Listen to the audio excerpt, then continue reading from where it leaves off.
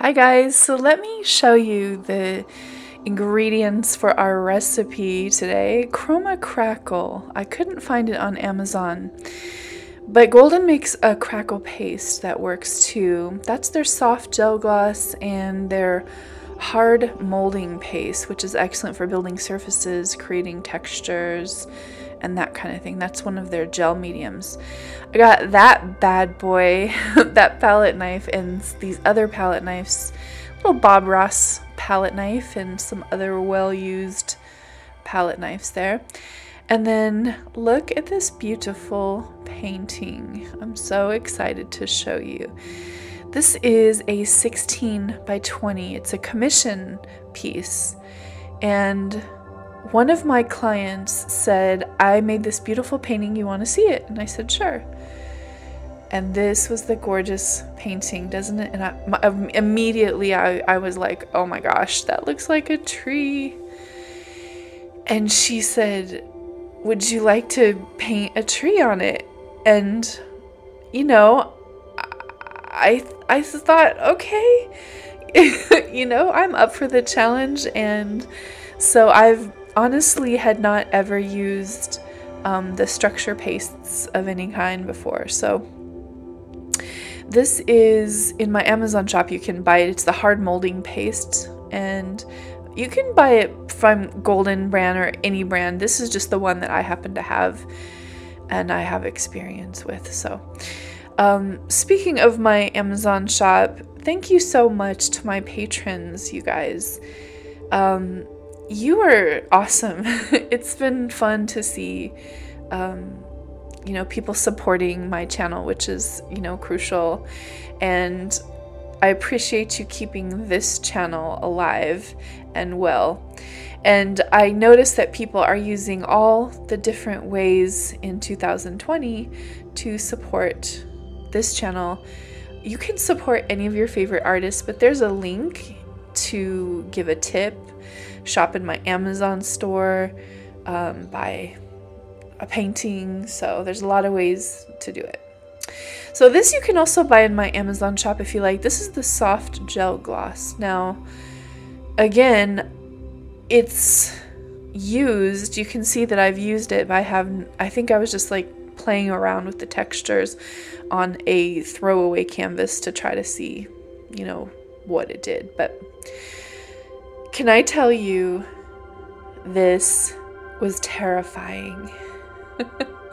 It is terrifying to take someone else's painting with the potential to ruin it. I am not, you know, especially with a technique that you really don't know much about. I have no idea what I'm doing. But I did that, you know, I did play around with this paste a long time ago. I think like, you know, in high school or something. So, but, you know, I'm old. That was a long time ago. So I have no idea what I'm doing, but I'm just deciding to go with the natural forms in the painting. And I held on to this painting for months, you guys. Months. And every time I looked at it, I felt so intimidated. I kept thinking, oh my God, what if I ruin it? I told my client, I said, I will do it, but if I ruin it, you have to just forgive me, and we'll just consider it a wash. And she said, okay. And literally that was like the only way I would even consider doing this project. You know, that peacock painting that I did with Sandra Lett, she's so confident. Just painting on my painting seemed like it was no big deal for her, but I was literally terrified. And the whole time I'm doing this, I was thinking, oh gosh, Heather, don't mess up. Don't mess up. So I just started adding some textures along the way. Now, one thing I did know is I want to preserve the look of the tree, and a lot of the original painting, so I'm not trying to cover up her whole painting, you know. I know many of you probably have seen Elise Fournier. She's like a master at taking a pour and embellishing it. She's a master embellisher. In fact, it's like the pour is just the very, very, very smallest first step to her process, and it's really fascinating to watch. If you've never seen her do her work, it's masterful and it's mind-boggling, truthfully, but I don't have that kind of confidence. So this is the Crackle Paste. So what I decided, I was like, you know, tree has bark with all this texture, and wouldn't it be cool if I could provide the outer texture of the tree with, like, you know, crackling bark in the center. So that's what I did. I just did a mixture of the modeling paste and this Crackle Paste. Now this Crackle Paste, the instructions say you need to put it at least 1/4 of an inch thick. That's pretty thick, you guys. And I had tested it out before to see if I really had to put it on that thick, and you do, in order to get it to really crackle. So I'm just going in the spaces in between the texture of the tree. I really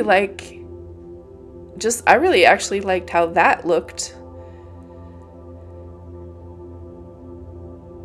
So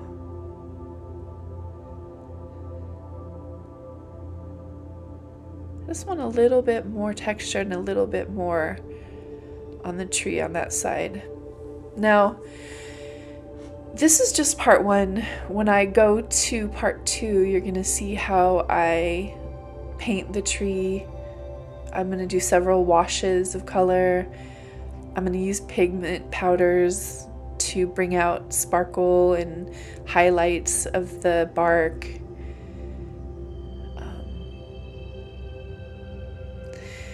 So now what I did was what I would call like my fiddling, and I sped this up like 20 times. So I'm just making sure there's continuity between, so everything looks more seamless, I guess, like it was meant to be there. That's kind of how I just used my popsicle stick and did a little blending and see, just adding some lines and some contouring, I guess I would say.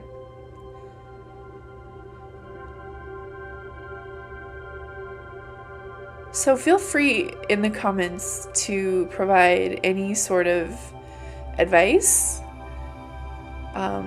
your experience with Crackle Paste, modeling paste, any tips and tricks you can provide. I'm totally open. I love it that we could learn together. Thank you for letting me show you my learning process. I decided for the branches, I just put modeling paste in a little Ziploc bag, and I'm a chef, so of course, you know, icing came to mind, and I thought I should just, this is what I would do if I was icing a cake. I would put it in a pastry bag, and so it just gave me a little bit more control over where those branches went. And so I just started creating the forms around that. Now, see all those beautiful gold cells? I have a plan. The gold and green cells all around the tree. I don't want to completely cover those up. So that's where the gel paste will come into play. Planning on using the gel paste and some of those interference colors, and I decided at the end to add one more big sort of tree limb coming off there, just to provide more balance in the painting, I guess.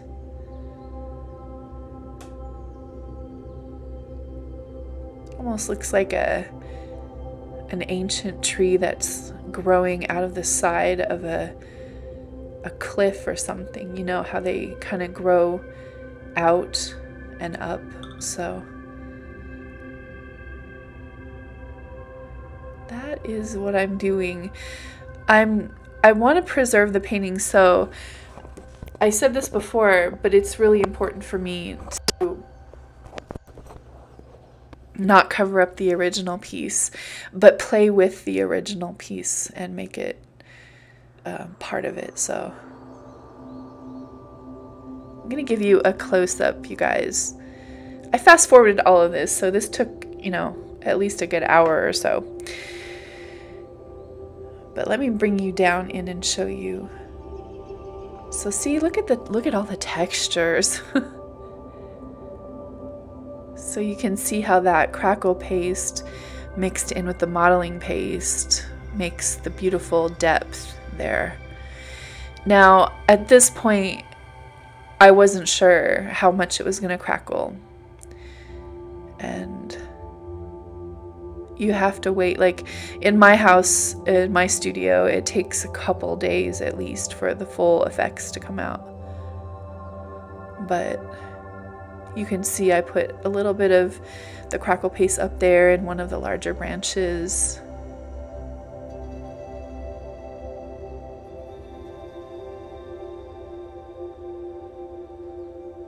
It's such a pretty piece. I love this painting.